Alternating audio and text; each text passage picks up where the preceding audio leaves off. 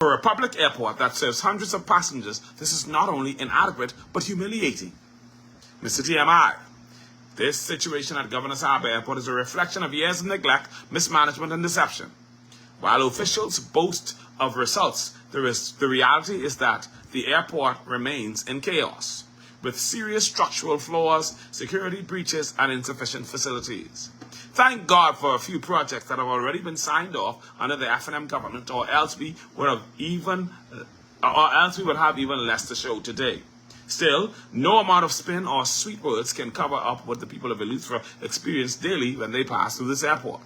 The time has come for honesty, transparency, and real accountability.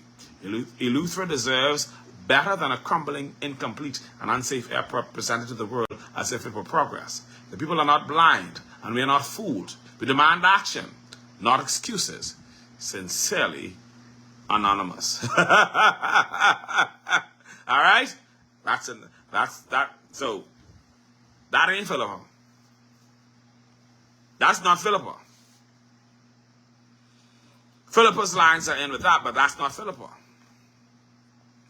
I can say without a shadow of a doubt, but that's not Philippa. But that's the information that's being sent. All these people lying, and they did mention some things about repairs. Now, I ain't supporting them with saying with the F&M, but with that suggestion, at that point that they raised, but the F&M left some things in place because the F&M is garbage. All of these governments, successive governments, up to clay sweeping, were garbage. Clay sweeping is actually working. Let's be real. The writer suggests that clay sweeping has not completed any projects, but I think BTVI is completed in Green Castle, and so they are now only waiting for persons to attend, and I believe classes have already started. And so, no, I do not know that I agree with that. I know that, and then the parking house, I think in Hatchet Bay, I believe that's complete. I know the clinic in Governor's Harbour was not complete. Sorry, in Palmetto Point was not complete, even though they had completed on that. Now, the airport still has some work that needs to be done, and then I don't know if they paved the roads yet, because the roadway at the airport is crappy, garbagey, needs to be dealt with, and they didn't do it. And I think it's a danger to persons who walk in that area, and a number of persons have complained, PLPs and F&M, about those conditions. Let's not play politics when it comes to our safety in these facilities. It is what it is. You know what I'm saying to you? But don't. And so,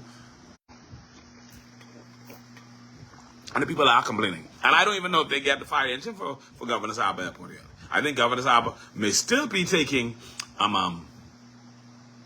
the fire engine of the community for when American Airlines lands. And if that has changed, I need someone to let me know. But I think that is still the process, and that should not be. Not for an for an airline that is catering to, not for an airport that is catering to international airlines. It is what it is. Let's get it together. You understand? But don't try to make it look like this money and know what she's talking about. She lives here.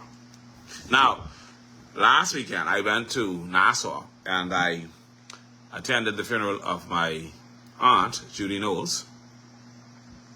And while I was there, I went to see Mr. Hunt, of course, my son and I was fortunate to meet with him and Walter Hanschel and one other gentleman. I don't remember who the gentleman was.